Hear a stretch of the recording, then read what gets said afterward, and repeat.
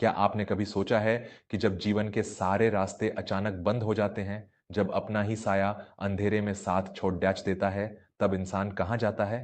नमस्कार, मैं विवेक वर्मा, वर्मा स्टोरीज में आपका स्वागत करता हूँ। आज की जो कहानी है, वो केवल एक कहानी नहीं, बल्कि जीवन का वो परम सत्य है, जिसे अगर हम समझ लें, तो हर दुख, हर पिद्धा मिट्टी के समान लगने लगेगी। ये गीता का वो सार है जिसे भगवान श्री कृष्ण ने कुरुक्षेत्र की रणभूमि में अर्जुन को सुनाया था, और आज यह ज्ञान हमारे जीवन की रणभूमि में हमारा मार्गदर्शन करेगा। काशी के एक व्यस्त घाट से कुछ ही दूरी पर एक पुरानी और भव्य हवेली थी। इस हवेली में रहने वाले समरजीत सिंह शहर के सबसे बड़े व्यापारियों में गिने जाते थे। उनके पास वो सब कुछ था जिसे दुनिया सफलता मानती है: अपार धन, वैभव और समाज में ऊंचा रुतबा। लेकिन समरजीत के भीतर एक अजीब सी बेचैनी दिन रात पलती रहती थी। उन्हें हमेशा यह डर सताता रहता कि कहीं उनका यह साम्राज्य, उनकी यह संपत्ति छिन न जाए। और एक दिन उनका यह डर एक भयानक सच बनकर उनके सामने खड़ा हो गया। उनके सबसे करीबी मित्र और व्यापारिक साझेदार भवानी शंकर ने उनके साथ ऐसा छल किया कि रातों रात समरजीत सरेधाक पर आ गए। उनकी सारी संपत्ति, उनकी पुश्तैनी हवेली, व्यापार का एक एक हिस्सा, सब कुछ कुर्क हो गया। जो लोग कल तक उनके सामने सिर झुकाकर खड़े रहते थे, आज वो उन्हें पहचानने से भी इनकार कर रहे थे। जीवन के इस अप्रत्याशित झटके ने समरजीत को अंदर तक तोड़ कर रख दिया था। निराशा के उस घने अंधेरे में उन्हें जीवन का कोई अर्थ नजर नहीं आ रहा था। पूरी तरह हार कर उन्होंने अपने जीवन को समाप्त करने का मन बना लिया। एक बहुत ही ठंडी और अंधेरी रात में समरजीत गंगा के घाट पर अकेले बैठे थे। लहरों का शोर उनके मन के भीतर चल रहे शोर से बहुत कम था। वो बस उस गहरी नदी के अथाह जल में समा जाना चाहते थे। वो अपनी जगह से उठे और पानी की तरफ बढ़ने लगे। तभी उनके कानों में एक बहुत ही मधुर, गंभीर और शांत आवाज पधी: जल तो जीवन देता है पुत्र, इसमें अपने जीवन का अंत खोजना सबसे बद्धी अज्ञानता है। समरजीत ने चौंक कर पीछे मुड़ कर देखा। एक वृद्ध सन्यासी, जिनके चेहरे पर एक अलौकिक तेज और परम शांति थी, एक पत्थर को अपनी छेनी से तराश रहे थे। उस खुरदरे पत्थर से धीरे धीरे भगवान श्री कृष्ण की एक बेहद सुंदर मूरत आकार ले रही थी। समरजीत उन्हें देखते ही अपनी भावनाओं पर काबू नहीं रख पाए और उनकी आंखों से आंसू छलक पड़े। मेरे पास अब बचा ही क्या है महाराज? मेरा सब कुछ लुट गया। मेरा विश्वास, मेरी रात दिन की मेहनत, मेरी पूरी जिंदगी एक झूठ बनकर रह गई है। मैं अब और नहीं लड़ सकता इस दुनिया से। समरजीत की आवाज में गहरी पीड़ा और हताशा थी। वृद्ध सन्यासी ने अपनी छेनी और हथौड़ी नीचे रखी और समरजीत की ओर देखकर मुस्कुराए। उनकी मुस्कान में जैसे पूरे ब्रह्मांड की करुणा समाई हुई थी। तुम्हें लगता है कि तुमने सब कुछ खो दिया है? जरा एकांत में सोचो, जब तुम इस संसार में पहली बार आए थे, तब अपने साथ क्या लेकर आए थे? क्या वो बड्ढी हवेली, वो अपार धन, वो सोने चांदी के सिक्के तुम्हारे साथ पैदा हुए थे? समरजीत निशब्द रह गए। सन्यासी ने अपनी शांत आवाज में आगे कहा, श्री कृष्ण ने गीता में स्पष्ट कहा है, खाली हाथ आए थे, खाली हाथ जाओगे। जो आज तुम्हारा है, वो कल किसी और का था और परसों किसी और का हो जाएगा। तुम उस चीज के छिन जाने का इतना गहरा शोक मना रहे हो, जो असल में कभी तुम्हारी थी ही नहीं। समरजीत कुछ अचंभित हुए, पर उनके मन की पीड़ा कम नहीं हुई थी। तो फिर मेरे जीवन का अर्थ क्या है? मेरी वो मेहनत जो मैंने इतने सालों तक पूरी ईमानदारी से की, क्या उसका कोई मोल नहीं? वृद्ध सन्यासी ने पत्थर की मूरत की ओर इशारा करते हुए कहा, कर्मण्येवाधिकारस्ते मां फलेषु कदाचन। भगवान कहते हैं, हे मनुष्य, तेरा अधिकार केवल और केवल कर्म करने में है, उसके फलों में नहीं। तूने व्यापार किया, वो तेरा कर्म था। तूने पूरी निष्ठा से अपना काम किया, यही तेरी असली सफलता है। धन का आना या जाना तो केवल परिस्थितियों का एक चक्र है। जब तूने अपने जीवन के सुख और शांति को उस अस्थाई धन से जोड़ डाच लिया, ठीक उसी पल तूने अपने लिए दुख के बीज बो दिए थे। सन्यासी की बातें समरजीत के मन के घने अंधेरे में एक उम्मीद के दिए की तरह जलने लगीं। सन्यासी ने अपनी बात जारी रखी, मनुष्य की सबसे बड़ी भूल यह है कि वह स्वयं को कर्ता मान बैठता है। अहंकार उसे यह सोचने पर मजबूर करता है कि जो भी अच्छा हो रहा है वो केवल उसकी बुद्धिमानी और मेहनत के कारण हो रहा है, और जब कुछ बुरा होता है तो वह भाग्य या ईश्वर को दोष देने लगता है। श्री कृष्ण कहते हैं कि संसार का सब कुछ प्रकृति के गुणों द्वारा किया जाता है। अहंकार से मोहित हुआ इंसान मूर्खतावश यह सोचता है कि मैं ही करने वाला हूं। समरजीत को अपनी गलती का एहसास तो हो रहा था, लेकिन उनके मन में भवानी शंकर के लिए अभी भी कड़ी डीडीएचवाहट थी। पर महाराज, उस नीच विश्वासघात का क्या, जो मेरे मित्र ने मेरे साथ किया? क्या उसे उसके किए का कोई दंड नहीं मिलेगा? क्या ईश्वर अंधा है? समरजीत के स्वर में अब भी क्रोध की ज्वाला भड़क रही थी। क्रोध से भ्रम पैदा होता है, भ्रम से बुद्धि व्यग्र होती है, और जब बुद्धि व्यग्र होती है तो इंसान के तर्क नष्ट हो जाते हैं। और याद रखना पुत्र, जब तर्क नष्ट होता है तो व्यक्ति का पूरी तरह से पतन हो जाता है। सन्यासी ने अत्यंत शांत और सौम्य स्वर में समझाया, जिसने तुम्हारे साथ छल किया है वह अपने कर्मों का फल अवश्य भोगेगा।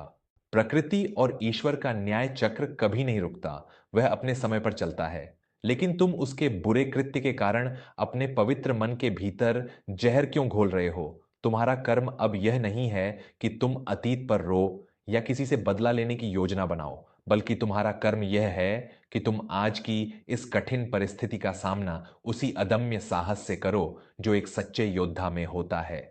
सन्यासी ने अपनी जगह से उठकर समरजीत के पास आकर उनके कंधे पर अपना हाथ रखा। उनका स्पर्श बहुत ही शीतल और सांत्वना देने वाला था। रणभूमि कुरुक्षेत्र में अर्जुन भी तो यही कह रहा था कि मैं अपने ही सगे संबंधियों से कैसे लड़ूं? मेरे हाथ कांप रहे हैं, मेरा गांडीव धनुष मेरे हाथों से छूट रहा है।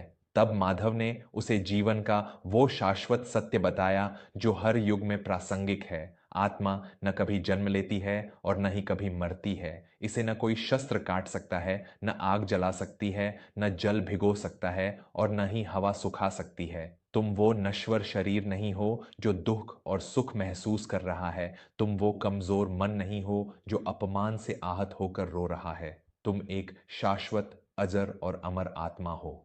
फिर यह खोने का भय कैसा, यह मृत्यु का शोक कैसा? समरजीत की आंखों से बहते आंसू अब हताशा या आत्मग्लानि के नहीं थे, बल्कि वे आंसू एक गहरी आध्यात्मिक समझ के थे। उनके मन का भारी बोझ जैसे किसी ने पूरी तरह से हर लिया हो। तो मुझे अब क्या करना चाहिए महाराज? मेरा सही पथ क्या है? समरजीत ने दोनों हाथ जोड़कर पूरी श्रद्धा से पूछा। संभाव। सन्यासी ने केवल एक शब्द उच्चारण किया, संभव। इसका क्या अर्थ है महाराज? समरजीत ने सवालिया और जिज्ञासु नजरों से देखा। हाँ, संभव। सुख और दुख, लाभ और हानि, जीत और हार, मान और अपमान, इन सब में जो इंसान एक समान रहता है, विचलित नहीं होता, वही सच्चा योगी है। जब तुम्हारे पास धन था तब तुम अहंकार और खोने के डर से भर गए थे। जब धन चला गया तो तुम गहरे अवसाद से भर गए। तुम बाहरी परिस्थितियों के गुलाम बन गए थे। श्री कृष्ण कहते हैं कि जो इंसान अपने मन को नियंत्रित नहीं करता, उसका मन ही उसका सबसे बड़ा शत्रु बन जाता है। अब तुम्हें उठना होगा, रोना छोड़ देना होगा, अपना धर्म पहचानना होगा। मेरा धर्म क्या है? मैं तो बस एक साधारण सा व्यापारी हूं, समरजीत ने विनम्रता से कहा। तुम्हारा धर्म है सत्य के मार्ग पर अडिग होकर चलना, कठोर मेहनत करना और बिना किसी फल की लालसा किए अपने कर्तव्यों का पालन करना। आज से एक नई शुरुआत करो। इस बार महल बनाने के लिए नहीं, बल्कि अपना कर्म पूरी निष्ठा से करने के लिए व्यापार करना। जो भी परिणाम मिलेगा उसे ईश्वर का पवित्र प्रसाद समझकर प्रसन्नता से स्वीकार करना। उस रात गंगा के पवित्र घाट पर समरजीत का जैसे एक नया आध्यात्मिक पुनर्जन्म हुआ था। उन्होंने सन्यासी के चरण स्पर्श किए और एक नई ऊर्जा के साथ वहां से लौट आए। अगले दिन की सुबह एक नई शुरुआत लेकर आई। समरजीत ने फिर से अपना काम शुरू किया। इस बार उनके पास रहने के लिए कोई बड़ी हवेली या व्यापार के लिए लाखों की पूंजी नहीं थी। उन्होंने एक छोटी सी सूती कपड़े की दुकान से शुरुआत की। पर इस बार के समरजीत पहले वाले समरजीत बिल्कुल नहीं थे। उनके चेहरे पर एक ऐसी गहरी शांति थी जिसे कोई भी बड़ा तूफान डिगा नहीं सकता था। वो अपनी दुकान पर आने वाले हर ग्राहक से मुस्कुराकर मिलते, पूरी ईमानदारी से अपना व्यापार करते। शाम को जो भी कमाई होती, उसका एक बड़ा हिस्सा वो घाट पर बैठे उन भूखे बच्चों और बेसहारा लोगों को खिला देते, जिन्हें उन्होंने अपनी अमीरी के दिनों में कभी मुद्द कर भी नहीं देखा था। धीरे धीरे समय का पहिया घूमता गया। समरजीत का व्यापार फिर से बढ़ने लगा। उनकी ईमानदारी, सत्यनिष्ठा और मीठे व्यवहार की चर्चा पूरे शहर में होने लगी। कई साल बीत जाने के बाद उनके पास फिर से अपार धन और संपदा आ गई थी, लेकिन इस बार वो धन उनके सिर पर चढ़च कर नहीं बोल रहा था। वो उस धन को अपना मानते ही नहीं थे। वो खुद को उस धन का केवल एक रखवाला या ट्रस्टी मानते थे, जो ईश्वर ने उन्हें गरीब और बेसहारा समाज की सेवा के लिए सौंपा था। एक दिन की बात है, समरजीत अपनी दुकान पर बैठे कुछ हिसाब कर रहे थे। तभी एक फटेहाल, मैले कपड़े पहने और बीमार सा दिखने वाला व्यक्ति उनकी दुकान की सीढ़ियों पर आकर गिर पड़ा। जब समरजीत ने दौड़कर उसे उठाया और उसका चेहरा देखा, तो वो स्तब्ध रह गए। वो कोई और नहीं, भवानी शंकर था, उनका वही पुराना मित्र जिसने उनके साथ इतना बड़ा छल किया था। भवानी शंकर की हालत बहुत ही दयनीय थी। उसने जो भी अपार धन धोखे से कमाया था, वो सब सट्टे, जुए और गलत आदतों में बहुत जल्दी बर्बाद हो गया था। उसे कई भयंकर और असाध्य बीमारियां लग गई थीं और उसके परिवार ने भी उसे बोझ समझकर घर से निकाल दिया था। भवानी शंकर ने समरजीत को पहचाना और फूट फूट कर रोते हुए समरजीत के पैर मजबूती से पकड़ लिए। मुझे क्षमा कर दो मेरे मित्र, मैंने तुम्हारे साथ बहुत बड़ा पाप किया था, तुम्हारे विश्वास का कत्ल किया था। भगवान ने मुझे मेरे गंदे कर्मों की बहुत खौफनाक सजा दे दी है। मैं आज एक एक दाने को मोहताज हूं, मुझे बचा लो। समरजीत के शांत मन में रत्ती भर भी क्रोध या बदले की भावना नहीं थी। उन्होंने भवानी शंकर को अपने हाथों से उठाया, उसे पीने के लिए मीठा पानी दिया और बहुत सम्मान के साथ अपने पास बिठाया। भवानी, क्रोध और प्रतिशोध का वो कड़िड़िड़वा जहर मैं बहुत पहले ही उस रात गंगा की पवित्र धारा में प्रवाहित कर चुका हूं। जो भी हमारे बीच हुआ, वो केवल समय का एक चक्र था। तुमने जो किया वो तुम्हारा कर्म था, और आज मैं तुम्हारे साथ जो कर रहा हूं, वो मेरा धर्म है। समरजीत ने भवानी शंकर के इलाज का शहर के सबसे अच्छे वैद्य के पास पूरा प्रबंध करवाया और उसके रहने की बहुत अच्छी व्यवस्था की। जब शहर के लोगों ने समरजीत से हैरानी से पूछा कि उन्होंने अपने जीवन के सबसे बड़े शत्रु की मदद क्यों की, जिसने उन्हें बर्बाद कर दिया था, तो समरजीत ने बहुत ही शांत भाव से मुस्कुराकर जवाब दिया, शत्रु और मित्र तो केवल हमारे मन के बनाए हुए भ्रम हैं। वो भवानी शंकर भी उसी एक परमात्मा का अंश है जिसका मैं अंश हूं। जब मेरा ईश्वर किसी से कोई भेदभाव नहीं करता, तो भला मैं एक साधारण इंसान कौन होता हूं, किसी से नफरत करने वाला। मैंने केवल अपना कर्म किया है। दोस्तों, हमारा यह जीवन भी एक रणभूमि की तरह है, और हम सब अपने अपने कुरुक्षेत्र में खड़े होकर रोज कोई न कोई युद्ध लड़े रहे हैं। हमारे सामने भी जीवन में कई बार ऐसी भयानक परिस्थितियां आती हैं जब हमें लगने लगता है कि अब सब कुछ हमेशा के लिए खत्म हो गया है। अपनों का धोखा, व्यापार या नौकरी में असफलता, प्रियजनों का हमेशा के लिए बिछड़ जाना, ये सब वो तीखे बाण हैं जो हमारी आत्मा को छलनी कर देते हैं। लेकिन ठीक ऐसे ही मुश्किल समय में हमें भगवान श्री कृष्ण की गीता के उन अमूल्य वचनों को याद रखना चाहिए। आप केवल अपने कर्म के अधिकारी हैं, परिणाम किसी भी इंसान के हाथ में नहीं है। इसलिए भविष्य के परिणामों की व्यर्थ चिंता छोड़कर केवल अपने आज के काम पर ध्यान केंद्रित करें। जब आप बिना किसी स्वार्थ और बिना किसी फल की इच्छा के अपना काम करते हैं, तो वो काम एक साधारण काम न रहकर ईश्वर की सबसे बड़ी पूजा बन जाता है। हमेशा याद रखिए, परिवर्तन ही इस पूरे संसार का एकमात्र अटल नियम है। जो आज बुरा लग रहा है, वो कल अच्छा होगा। जो आज घनी काली रात है, वो कल एक सुनहरी सुबह में जरूर बदलेगी। इसलिए जीवन के दुख में कभी ज्यादा निराश न हो और सुख मिलने पर कभी ज्यादा अहंकार न करें। अपने मन को शांत रखें और ईश्वर की योजना पर पूरा विश्वास रखें। भगवान श्री कृष्ण ने गीता में वादा किया है कि जो मनुष्य हर परिस्थिति में मुझे याद रखता है और निष्काम भाव से अपने कर्तव्यों का पालन करता है, मैं उस मनुष्य का हाथ कभी नहीं छोड़ देता। तो आज ही अपने भीतर के सोए हुए अर्जुन को जगाइए। अपने मन के सारे संशयों और डरों को ज्ञान की तेज तलवार से काट फेंकिए।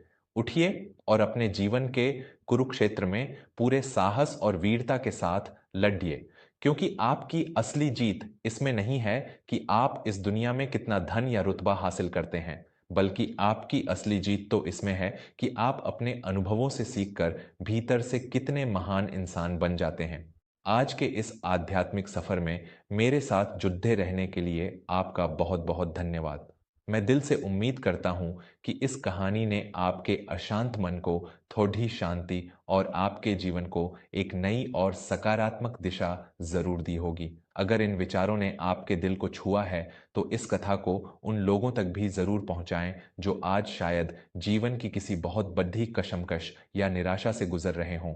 वर्मा स्टोरीज पर मैं विवेक वर्मा आपके लिए हमेशा ऐसी ही जीवन को दिशा देने वाली और मन को छू लेने वाली कहानियां लाता रहूंगा। अपना ख्याल रखिए, अपने परिवार का ख्याल रखिए और निरंतर कर्म करते रहिए। जय श्री कृष्ण।